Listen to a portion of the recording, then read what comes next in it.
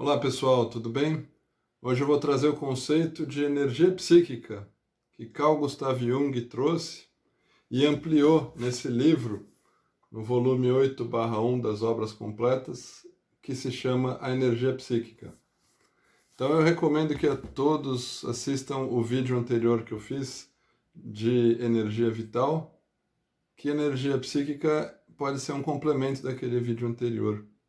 como um componente específico do que a gente chama de energia vital, como Carl Gustav Jung trouxe. Então esse conceito ele traz, e eu acho muito importante a gente conversar um pouquinho sobre ele, que mostra que a gente tem uma determinada quantidade de energia na psique que de alguma forma é constante. Então se a gente está usando energia que se manifesta, assim como a energia vital, que a gente não consegue ver a própria energia, mas que a gente consegue olhar através das manifestações dela, né? Através das forças, através das relações, através do movimento, que só é possível por existir uma quantidade de energia.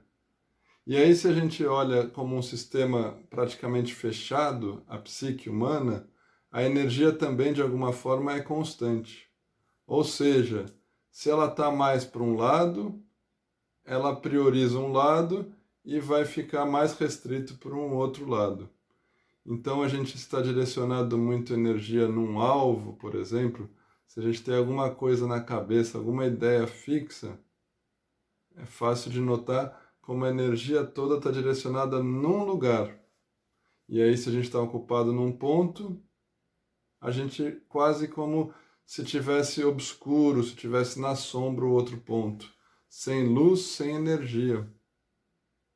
Da mesma forma, quando as coisas da parte da consciência está muito focada na consciência, e aí aquele conteúdo desaparece, e aí não tem um outro foco na consciência,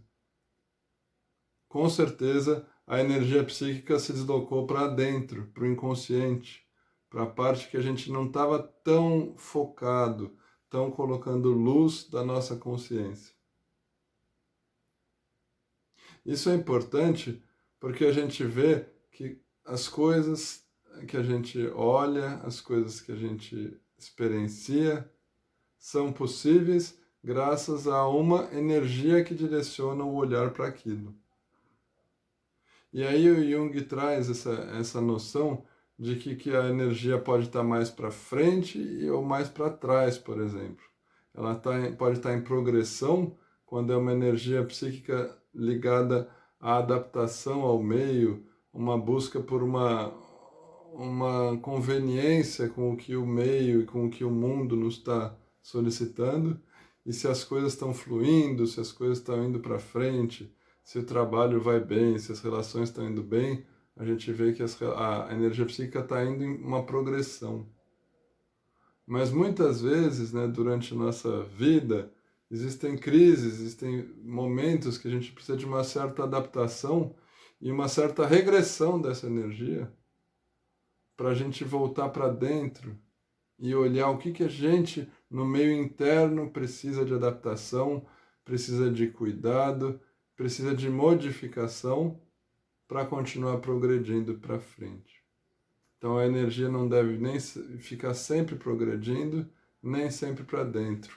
O equilíbrio do meio interno e do meio externo determina se o indivíduo está saudável ou não. Um outro exemplo que o Jung traz, na primeira metade da vida, por exemplo, a gente tem uma energia voltada muito para fora, para ter,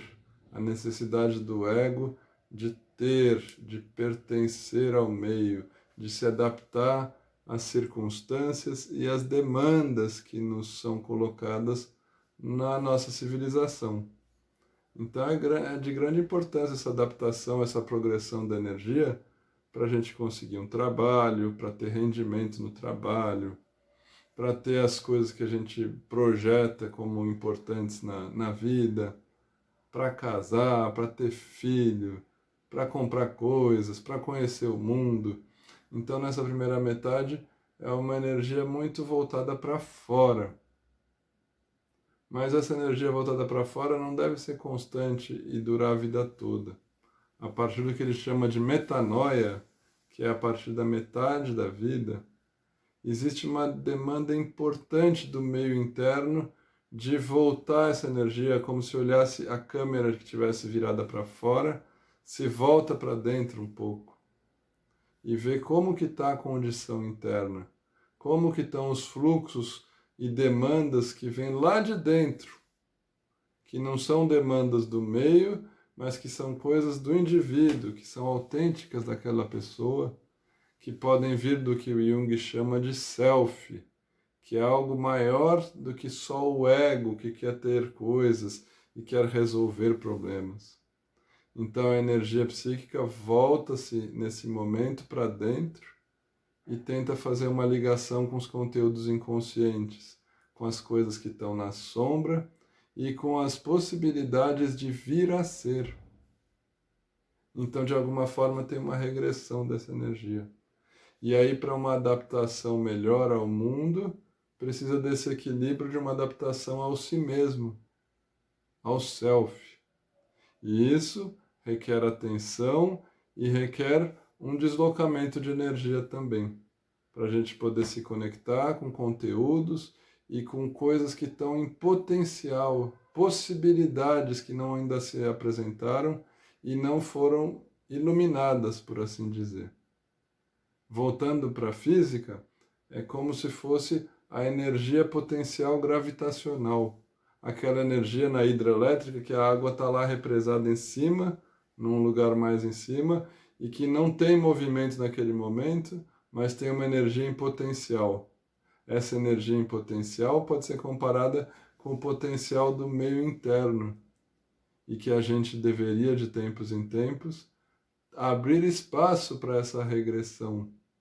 A regressão dessa forma não é um problema, mas é uma coisa importante para a gente se tornar mais autêntico, para se tornar mais coerente com as nossas potencialidades, com as nossas qualidades, que não necessariamente coincidem com a demanda do meio externo, que fica contínua.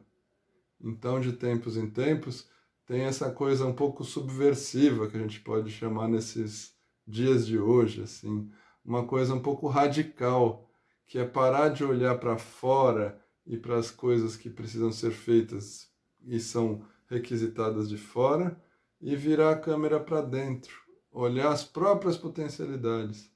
olhar a energia potencial que ainda não se apresentou, entrar em contato com essa parte, para aí sim voltar para fora e aí fazer o fluxo de movimento, voltando ao exemplo da hidrelétrica, como um fluxo de água que desce e gera força, gera movimento, gera trabalho nesse conceito da física.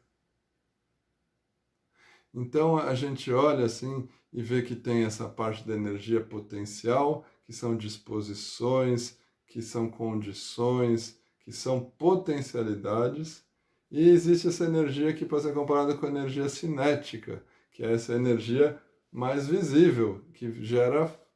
trabalho, gera movimento, gera fluxo,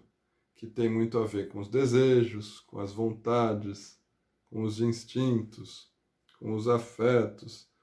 com as coisas que a gente consegue olhar mais diretamente assim em movimento, que está ligado mais com essa progressão, com essa adaptação e com essa ligação com o meio externo. Também durante a vida, né,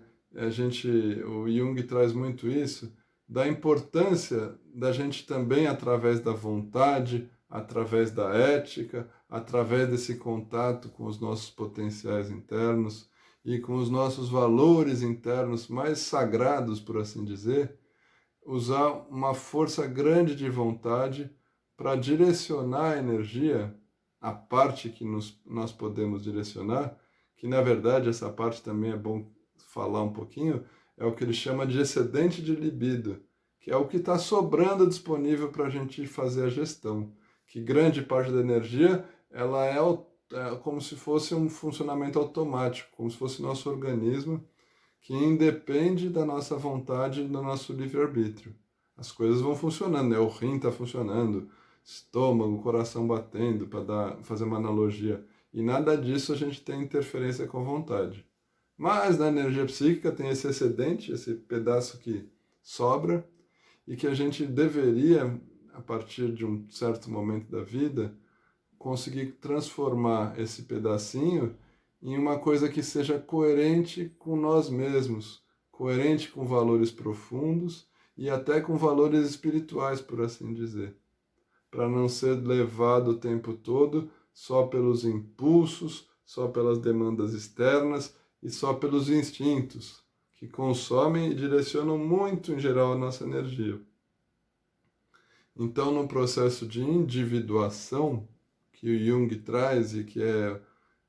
de uma grande beleza, né, de a gente poder fazer esse processo, é se tornar um indivíduo autêntico, se transformar numa pessoa que pode colocar e fazer parte do meio com as suas potencialidades, com as coisas que pode oferecer para contribuir com uma melhora do mundo. Então, através da vontade, a gente acessa esse aspecto ético para poder direcionar a energia instintiva, a energia ligada mais às coisas da natureza, ligada à animalidade do ser humano, para, às vezes, direcionar para uma busca espiritual, uma busca que ele chama de transformar a energia da natureza em energia da cultura, uma energia que torna mais humano a pessoa, torna mais humano a relação com o meio. Ele traz também que o direcionamento da energia pode ser através da vontade, mas para que a gente possa colocar num ponto e transferir para outro ponto, é muito importante os símbolos, como que a gente vai simbolizar culturalmente as coisas. Como que, através dos símbolos, a gente vai poder se relacionar com as pessoas, com o trabalho, com a espiritualidade, com uma religiosidade. Então, o símbolo tem essa força atratora, como se fosse de atrair mesmo o fluxo da energia psíquica. E aí, através dos símbolos, a gente pode fazer uma espécie de ritualização da vida. Através dos símbolos, dos mitos, das histórias que vêm lá de um inconsciente mais profundo, a gente pode canalizar a energia, direcionar e acessar coisas que são profundas e que podem contribuir com a melhora da sociedade, da humanidade e essencialmente do próprio indivíduo, nesse caminho que ele chama de individuação. Então é isso, eu queria deixar um pouco essa brevíssima explicação de energia psíquica, que é um elemento, um conceito que a gente não consegue ver diretamente, assim como a energia vital, mas que ela propicia e que ela possibilita que a psique vá para um lado, ou vá para o outro, ou vá para dentro, ou vá para fora, ou vá para frente, ou vá para trás, e através dos movimentos, das forças, das expressões que são qualitativas, aí que a gente pode